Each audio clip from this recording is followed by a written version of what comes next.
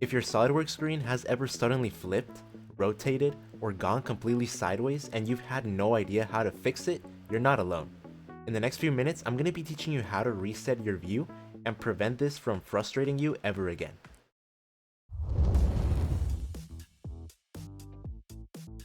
Hello inventors, and welcome to another video with the Inventor Within Channel, where we teach you the skills to sustainably, systematically, and confidently design and develop your product ideas. In today's video, we're going to be going over how to fix your view in SolidWorks once and for all. As I mentioned at the start of the video, odds are that by now you've come across the inevitable problem of accidentally rotating or shifting your SolidWorks view of the graphics area. If you haven't encountered this problem yet, consider yourself lucky, but let's still teach you how to solve it so that when it does come around, you're prepared. When it comes to working in 3D space, you have multiple ways of moving the view of your graphics area.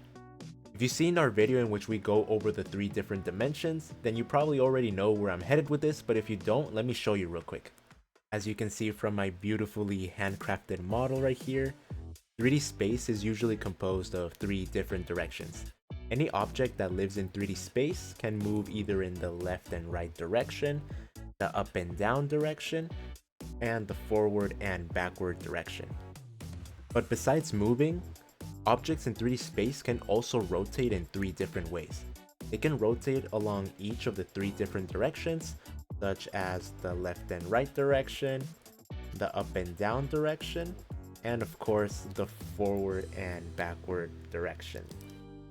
You'll typically hear each of these directions being called X, Y, and Z, but let's not make this any harder than it needs to be. So here I have a 3D model of a cube to visually show you what I just demonstrated using the pen model. Now I don't want you to panic, okay? This doesn't mean you should already know how to make a cube, so relax. This is just for you to see the types of movements that you can do in 3D space. As you can see, I can move the model left and right, up and down, and I can zoom into it or out of it. This would of course be representing the forward and backward movement. And I can also rotate the model around each of the 3 different directions. By being aware of these mobility options in SolidWorks, you will know what type of movement or adjustment you need to make in order to obtain your desired view in the graphics area. Now let's go over the different methods to use these types of view adjustments. For now, I will continue using the cube as an example, but later on, I'll show you how these different methods apply to a sketch. First, let's go over rotation. If you ever rotate your model accidentally and are looking at it from an angle you don't want, you can rotate your SolidWorks view by holding down the middle mouse button, aka the scroll wheel. So for those of you who aren't aware, the middle mouse button, or also known as the scroll wheel, is a button in and of itself. So if you press down on it hard enough, you'll actually feel it click. So in this case, what you want to do is just press it down until you feel it click. And once you do, while keeping it held down, drag your mouse in the direction you would like to rotate the object in the graphics area. As you can see, dragging the mouse to the right will make the model spin to the right, dragging it to the left will make it spin to the left, dragging it upwards will make it spin upward, and yeah, you get the idea. You can tell you are doing this correctly if your mouse cursor icon changes to a curved arrow after you've started dragging your mouse. One thing I should mention is that using this method won't give you a quick way of rotating the model clockwise or counterclockwise. But I don't want to show you this method just yet, as it might add more confusion. So if you wish to obtain the same result using the drag method, then you would first have to rotate your model onto one of its sides before rotating it either upward or downward until you achieve the desired clockwise or counterclockwise rotation. And after doing so, you would just rotate it back on the side like this. Now, of course, you could always go with the more chaotic method, in which you simply just drag the model in different random directions until you get the desired orientation. It might seem random and chaotic, but the more familiar you get with rotating models in SolidWorks, you actually get a sense of how to rotate it the right way. Now, I know this might seem counterintuitive, but trust me, I'm doing this for your own good. I'm doing this so that you get familiar with manually rotating your models in SolidWorks. And don't worry if it feels confusing at first, you'll get used to it. Now, if you don't have a computer mouse and wish to rotate the part using your keyboard, you can get a similar result using the arrow keys on your keyboard. So you would click on the right arrow in order to spin your model to the right. And you'd click on the left arrow to spin it to the left, And again, the up arrow to spin it upwards and downward to spin it downward. Now I should mention that the methods for fixing the view of the graphics area are largely dependent on the equipment with which you use SolidWorks. So for instance, rotating the view in the SolidWorks graphics area will be different when you're using a computer mouse compared to when you're using a stylus, a laptop trackpad, or if you're only relying on your keyboard. For this video, I'm only going to be covering the computer mouse and the keyboard, but if you don't already own a mouse, I strongly suggest that you do, because if you rely only on your keyboard, not only will it take longer and will it be tougher to design, but also because a lot of functionalities that you can get through your computer mouse don't exist on your keyboard unless you set custom bindings through the software settings. Now let's go over translation. And no, I'm not talking about translating one language into another using Google Translate. When it comes to SolidWorks and navigating 3D space in general, we use the word translation for referring to movement of an object along the 3 different possible directions without having the object rotate. So as you can see from my screen right here, I can move the model left and right and up and down. And technically speaking, translation would also occur in the direction that would bring the model closer or further away from us, but in SolidWorks we simply refer to this as zooming in or zooming out, which we will cover shortly. You'll want to use translation whenever your model is not centered and you want to get it back onto the center of your graphics area. If you wish to translate the object or the sketch with which you are working in SolidWorks, you'll have to use the same method that we just used to rotate our view of the SolidWorks graphics area. That is, you'll have to hold down the middle mouse button and drag your mouse around, but it is important that before you hold down on the mouse scroll wheel, you want to make sure to press and keep the control key on your keyboard held down. If done correctly, your mouse cursor should change to a cross made of arrows after you begin dragging your mouse. And you should be able to move your model left and right, up and down, but also diagonally and essentially to wherever you want. As you can see here, I'm even creating this little infinity symbol. If you want to do this with your keyboard, you can click the arrow keys while holding down the control key, and doing so will translate your model, but it will do it in shorter intervals compared to just using your mouse. If you want to go from being lost in SolidWorks to confidently designing your product ideas, then make sure you're subscribed.